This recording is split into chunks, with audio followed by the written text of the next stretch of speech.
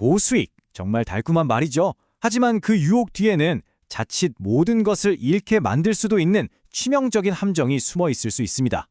오늘 바로 그 부동산 경매의 숨겨진 비밀을 한번 파헤쳐 보겠습니다.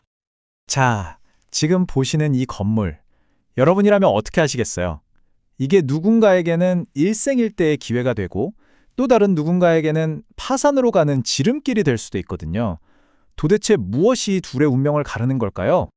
그 운명을 가르는 열쇠, 바로 특수 물건 경매에 숨어 있습니다. 이게 이름부터 좀 복잡해 보이죠? 하지만 제대로 풀기만 하면 정말 엄청난 수익을 안겨주는 뭐랄까 하나의 퍼즐 같은 겁니다. 자, 한번 상상해 보세요. 누가 봐도 정말 탐나는 멀쩡한 건물이 경매에 나왔습니다. 그런데 이상하죠? 계속 유찰이 되는 거예요.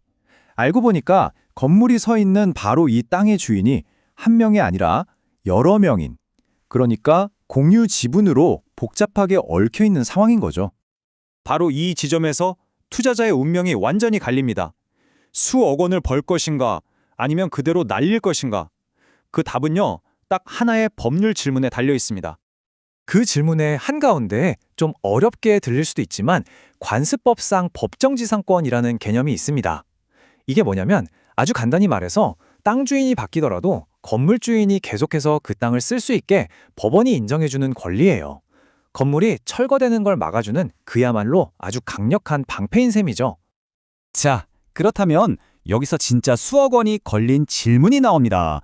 이 건물이 말이죠. 토지 공유자 전원의 동의를 받은 게 아니라 과반수의 동의만 받고 지어졌다면 과연 이 법정지상권이라는 엄청난 방패를 가질 수 있을까요? 없을까요? 이 모든 혼란을 한 번에 정리해줄 명확한 답이 있습니다. 바로 대한민국 대법원의 판결입니다. 대법원의 답은요, 정말 놀라울 정도로 명확했습니다. 정답은 아니오입니다. 가질 수 없다는 거죠. 과반수 동의만으로는 그 강력한 방패인 법정지상권을 절대로 가질 수 없습니다. 이게 무슨 뜻이겠어요? 맞습니다. 그 건물은 언제든 철거될 수 있다는 뜻입니다. 대법원은 그 이유도 아주 명확하게 설명했어요.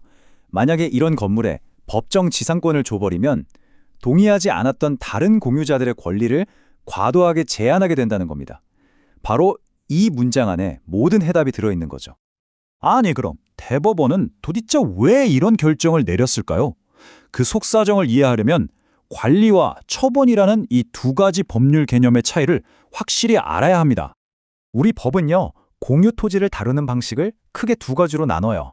하나는 관리 행위입니다. 이건 땅을 빌려주거나 건물을 짓는 것처럼 땅을 좀 더 잘 활용하는 것에 가깝죠. 그래서 과반수 동의만 있으면 오케이입니다.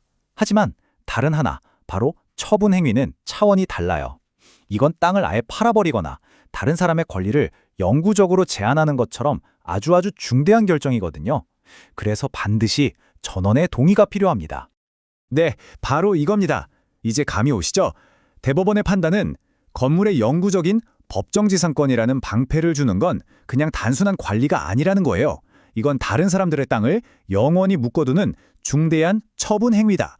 그래서 과반수가 아니라 전원의 동의가 필요했던 겁니다. 정말 명쾌하죠? 좋습니다. 자, 그럼 이 결정적인 지식 하나를 아느냐 모르느냐에 따라서 어떻게 천국과 지옥 같은 두 가지 투자 결과가 만들어지는지 지금부터 직접 한번 보시죠. 첫 번째 길입니다. 그리고 이게 바로 가장 현명한 전략이죠.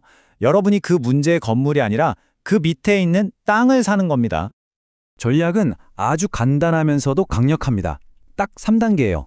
1단계, 일단 땅을 싸게 낙찰받는다. 2단계, 법적인 보호막이 하나도 없는 저 건물을 상대로 바로 철거 소송을 건다. 그리고 마지막 3단계, 모든 카드를 손에 쥔 절대적인 갑의 위치에서 협상 테이블에 앉는 겁니다. 이때 여러분의 협상력은 상상을 초월합니다. 건물주에게 이 건물 헐값에 저한테 파세요 라고 압박할 수도 있고, 반대로 제 땅을 시세보다 훨씬 비싸게 사가세요 라고 요구할 수도 있습니다.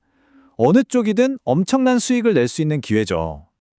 자, 그런데 반대로 이 중요한 법률 지식을 몰랐을 땐 어떤 끔찍한 일이 벌어질까요? 바로 두 번째 길. 여러분이 그 땅이 아니라 덥석 건물을 샀을 때의 이야기입니다. 3천만 원. 이 돈 그냥 숫자가 아닙니다. 만약 여러분이 이 건물을 낙찰받기 위해 냈던 소중한 입찰 보증금이라면요. 그리고 이 돈이 건물이 철거 명령을 받는 그 순간 허공으로 그냥 사라져버릴 수도 있다는 겁니다. 리스크는 정말 명확합니다. 새로운 땅 주인이 나타나서 법적으로 당신이 막 사들인 그 건물 당장 철거하세요 라고 요구할 수 있다는 거죠. 이건 뭐 그냥 완벽한 손실입니다. 투자금 전액을 날리는 거죠. 자, 그럼 오늘 이야기의 핵심 딱 4가지로 정리해 드릴게요. 절대 잊지 마세요. 첫째, 공유토지 위 건물의 운명은 과반수가 아니라 전원동의에 달려있다. 둘째, 진짜 고수는 건물이 아니라 땅을 산다. 셋째, 이 지식 없이 건물에 투자하는 건 그냥 도박일 뿐이다.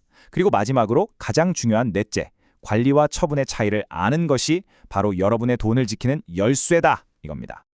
이게 바로 특수물권 경매의 진짜 매력이자 본질입니다. 법률 지식이라는 이 강력한 도구만 있다면 남들이 보기엔 폭탄 같은 위험한 물건을 여러분만의 다이아몬드로 바꿀 수 있는 거죠. 그렇다면 마지막으로 질문 하나 던져보겠습니다. 부동산 경매에서 철저히 계산된 리스크와 그저 맹목적인 도박을 가르는 그 경계선은 과연 어디에 있는 걸까요?